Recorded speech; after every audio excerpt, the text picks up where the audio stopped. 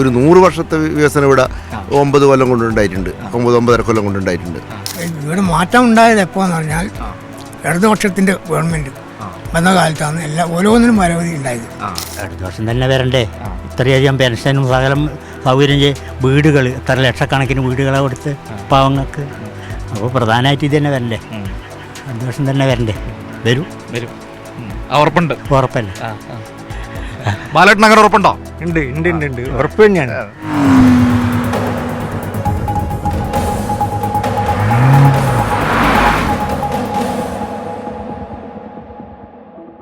വികസനത്തിന്റെ മാറ്റത്തിന്റെ അനന്തമായ കാഴ്ചകളാണ് നാട്ടുവണ്ടിയുടെ യാത്രയിൽ ഓരോ ഇടങ്ങളിലും നമ്മൾ കണ്ടത്.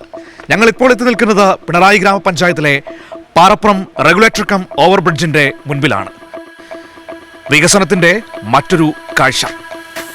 കുടിവെള്ളക്ഷാമത്തിനും ഒപ്പം തന്നെ കൃഷി ആവശ്യങ്ങൾക്കും ഏറ്റവും ഉപകാരപ്രദമാകുന്ന പാറപ്പുറം റെഗുലേറ്റർ കം ഓവർബ്രിഡ്ജ്. നമുക്കതിന്റെ കഥ എന്താണെന്ന് പരിശോധിക്കാം.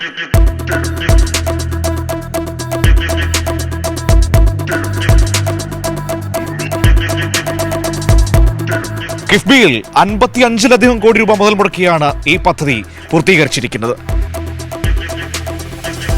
മനോഹരമായി തന്നെയാണ് ഇത് രൂപകൽപ്പന ചെയ്തിരിക്കുന്നത്. ഈ ജലസേചനത്തിനും കൃഷി ആവശ്യങ്ങൾക്കും അപ്പുറത്തേക്ക് മനോഹരമായൊരു ടൂറിസം ഇടം കൂടിയായി മാറിയിരിക്കുകയാണ് ഇന്ന് ഈ പാറപ്പുറം റെഗുലേറ്റർ കം ഓവർബ്രിഡ്ജ് എന്ന് പറയുന്നത്. ആ ദൃശ്യങ്ങളിൽ നമുക്ക് കാണാൻ കഴിയും ഈ ബോട്ടുകൾക്ക് കടന്നു പോകാനുള്ള നാവിഗേഷൻ ലോക്കടക്കം ഇന്ന് ഇട്ടുകൊണ്ടാണ് ഈ പദ്ധതി രൂപീകരിച്ചിരിക്കുന്നത്. അഞ്ചരക്കണ്ടി പുഴയിലാണ് ഈ റെഗുലേറ്റർ കം ഓവർബ്രിഡ്ജ് സ്ഥിതി ചെയ്യുന്നത്. ചേട്ടാ നമസ്കാരം, എന്താ പേര്? ശ്രീധരൻ. എങ്ങനെയുണ്ട് ഈ റെഗുലേറ്റർ കം ഓവർബ്രിഡ്ജ്? എന്താണ് ഇതുകൊണ്ട് നിങ്ങൾക്കുണ്ടായ നേട്ടം? ഇത് ശുദ്ധജലം, ഇതിന് മിത്തിലോട്ടുള്ള ഓട്ടർക്ക് കൃത്യമായി ശുദ്ധജലം കിട്ടും.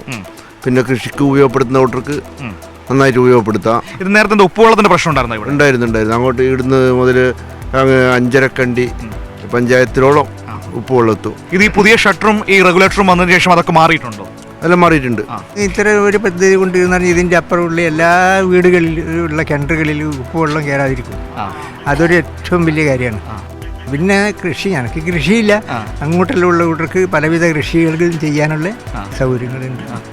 ഏകദേശം 1200ഓളം ഏക്കർ ഭൂമിയിലേക്ക് കൃഷി ആവശ്യത്തിന് ഇവിടെ നിന്ന് ജലം ഉപയോഗിക്കാൻ കഴിയുമെന്നാണ് നമുക്ക് മനസ്സിലാക്കാൻ കഴിഞ്ഞിരിക്കുന്നത്. നാടിൻ്റെ മുഖം തന്നെ മാറിയിട്ടുണ്ട്. കുടിവെള്ള പ്രശ്നമായിരുന്നു ഇതുവരെ ഉണ്ടായിരുന്ന പ്രശ്നം.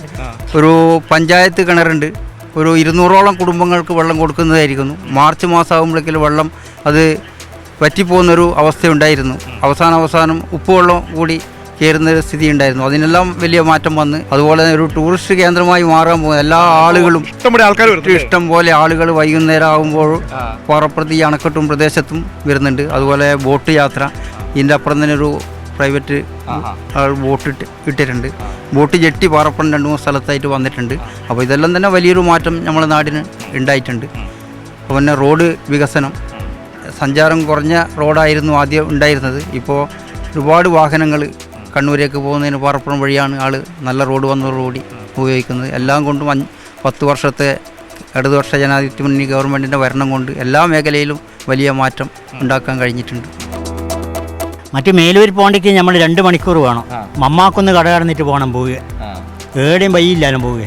ഈ പാടപ്പാലം വന്ന് മേലൂർ വന്ന് എല്ലാം ഭരണം വന്നുകൊണ്ട് ഇപ്പം എല്ലാവരും ഇഷ്ടം പോലെ റോഡായി മാറ്റമായി. നമ്മുടെ ഒരു നാടിന്റെ മാറ്റത്തിനെ കുറിച്ചാണ് അവർക്ക് പറയാനുള്ളത്. ആ നാടിന്റെ മാറ്റം എന്ന് പറയുന്നത് കഴിഞ്ഞ 9.5 വർഷം കൊണ്ട് നമ്മൾ കണ്ടറിഞ്ഞതാണ്, നമ്മൾ അനുഭവിച്ചറിഞ്ഞതാണ്. അപ്പോൾ ഈ മാറ്റങ്ങളിലൂടെ, ഈ വികസന നേട്ടങ്ങളിലൂടെയുള്ള യാത്ര അവസാനിക്കുന്നില്ല. നമുക്ക് മറ്റൊരിടത്ത് കൂടുതൽ കാഴ്ചകളുമായി വീണ്ടും കാണാം.